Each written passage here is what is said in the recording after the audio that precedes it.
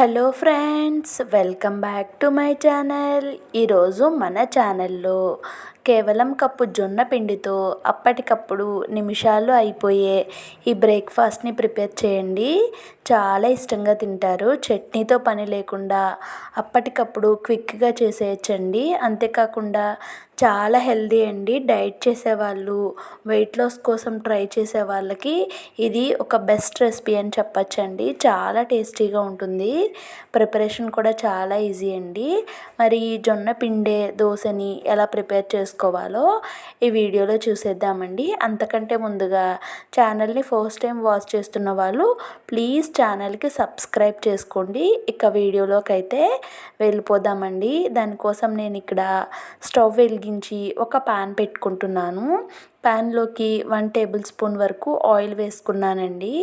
ఈ ఆయిల్ కొంచెం హీట్ అయిన తర్వాత జీలకర్ర, మినపప్పు, పచ్చిశనగపప్పు ఇంకా ఆవాలు వేసుకున్నానండి. ఈ పోపులు మధ్య మధ్యలో తగులుతూ చాలా టేస్టీగా ఉంటుంది. స్కిప్ చేయకుండా వేసుకోండి. ఇప్పుడు వీటిని కొంచెం ఫ్రై చేసుకున్న తర్వాత మనం ఒక ఆనియన్ని ఇలా చిన్న చిన్న పీసెస్గా కట్ చేసుకొని వేసుకోవాలండి. మీడియం సైజ్ ఆనియన్ వేసుకున్నాను. ఒక 3-4 వరకు పచ్చిమిర్చి అండి. మీ కారానికి తగ్గట్టుగా వేసుకోవాలి. ఇంకా మనం ఈ రెసిపీలో కారం ఏమీ యాడ్ చేయం కాబట్టి మీ కారానికి తగ్గట్టుగా పచ్చిమిర్చిని వేసుకోండి. ఇక్కడ నేను బంగాళదుంపని ముందుగానే తురిమేసుకొని వాటర్లో వేసి పెట్టుకున్నానండి. అలా వేసుకోలేనట్టయితే మనకి బంగాళదుంప అనేది కలర్ చేంజ్ అయిపోతుందండి. అందుకోసమే నేను అక్కడ వాటర్లో వేసుకున్న క్లిప్పింగ్ కూడా మీకు చూపించాను. దాన్ని శుభ్రం వాటర్ వంపేసి ఈ ఆలూను కూడా వేసుకొని మంచిగా ఫ్రై చేసుకోవాలండి. ఆలు మంచిగా ఫ్రై అయిన తర్వాత ఇప్పుడు ఒక క్యారెట్ని కూడా ఈ విధంగా నేను తురుముకున్నానండి. తురుముకున్న క్యారెట్ని కూడా వేసుకున్నాను. క్యారెట్, ఆలు హెల్త్కి చాలా మంచిదండి. ఒకవేళ మీరు కావాలి అనుకుంటే దీంట్లోనే కీరాను కూడా తురుముకొని వేసుకోవచ్చండి. చాలా హెల్దీ అనమాట. కీరా కూడా చాలా మంచిది సమ్మర్లో. ఇక ఫైనల్గా కొంచెం కరివేపాకు వేసి మంచిగా ఒకసారి కలిపేసుకున్నానండి. ఇదంతా ఒక 10-20% అలా కుక్ అయితే సరిపోతుందండి. మరీ అంత ఎక్కువసేపు కుక్ అవ్వాల్సిన పని లేదు. ఇప్పుడు స్టవ్ ఆఫ్ చేసి దాన్ని పక్కన పెట్టేసుకున్నాను. ఇప్పుడు మనం పచ్చజొన్న పిండిని యూస్ చేస్తున్నానండి ఇక్కడ నేను. మీకు ఇదే బ్రాండ్లో తెల్ల జొన్న పిండి కూడా ఉంటుంది. కావాలి అనుకుంటే మీరు దాన్నైనా యూస్ చేసుకోవచ్చు. ఇక్కడ నేను పచ్చజొన్న పిండిని యూస్ చేస్తున్నాను. ఇప్పుడు దాన్ని ఒక కప్పుడు తీసుకున్నానండి. ఏ కప్తో మనం జొన్నపిండి తీసుకున్నామో అదే కప్తో వాటర్ పెట్టుకొని కొంచెం కొంచెం వాటర్ వేసుకుంటున్నానండి. వాటర్ అనేది మొత్తం ఒకేసారి వేసేయకుండా కొంచెం కొంచెం వేసుకొని కలుపుకోండి. వాటర్ అన్నీ విన్ని అని ఏమీ కౌంట్ లేదండి. మీరు తీసుకునే పిండిని బట్టి వాటర్ అనేది పడుతూ ఉంటుందన్నమాట. ఇక్కడ నేను తీసుకునే పిండికి అయితే 1 కప్పు పూర్తిగా పట్టి ఇంకా 1/2 కప్పు పట్టాయండి. ఈ విధంగా పిండిని అయితే కలిపేసుకున్నాను. ఇప్పుడు మనం ఆల్రెడీ కొంచెం ఫ్రై చేసి పెట్టుకున్న ఆలు ఇంకా క్యారెట్ మిశ్రమాన్ని ఇందులో వేసుకోవాలండి.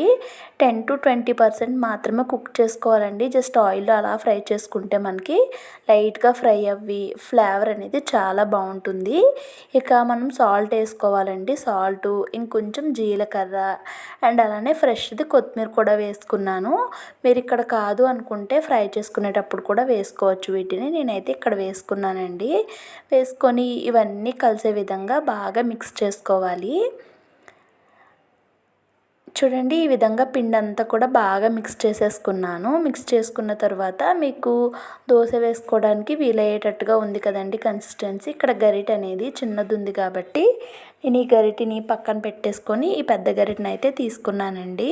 పిండి కన్సిస్టెన్సీ పర్ఫెక్ట్గా ఉందండి. ఇప్పుడు దీన్ని పక్కన పెట్టేసుకొని స్టవ్ వెలిగించుకుంటున్నాను. స్టవ్ వెలిగించుకొని నేనైతే ఈ ప్యాన్ పెట్టుకున్నానండి. మీ దగ్గర ఏ ప్యాన్ అవైలబుల్ ఉంటే మీరు ఆ ప్యాన్ పెట్టుకోవచ్చు. దీంట్లో కొంచెం ఆయిల్ వేసుకున్నాను. ఆయిల్ ఇలా స్ప్రెడ్ అయిన తర్వాత ఇప్పుడు మనం ఆల్రెడీ కలిపి పక్కన పెట్టుకున్న పిండిని అయితే ఇలా ఊతప్ప స్టైల్లో వేసుకుంటున్నానండి నేను. దీన్ని పల్చగా అయితే చేసుకోవట్లేదు. ఇలా ఊతప్పం లాగానే వేసుకుంటున్నాను.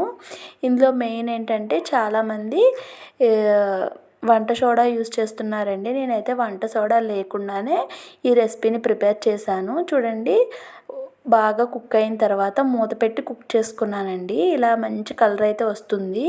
పచ్చజొన్న పిండి వేసాం కాబట్టి మంచి కలర్ వస్తుందండి. ఇందులో మనం అసలు కారమే యాడ్ చేయలేదు. అయినా కూడా ఎంత మంచి కలర్ వచ్చిందో చూస్తున్నారు కదా.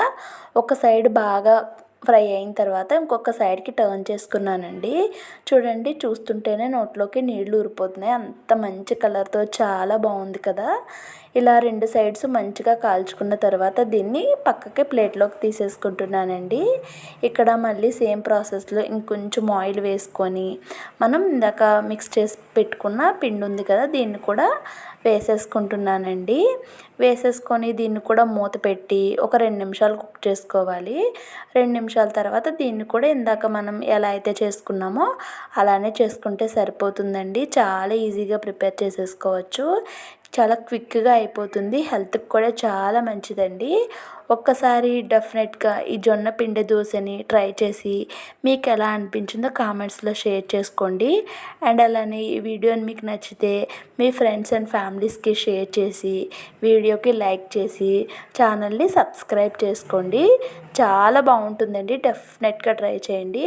Thank you so much for watching my channel friends. Bye bye. మన ఛానల్లో ఇంకా జొన్న పిండి రెసిపీస్ ఉన్నాయి.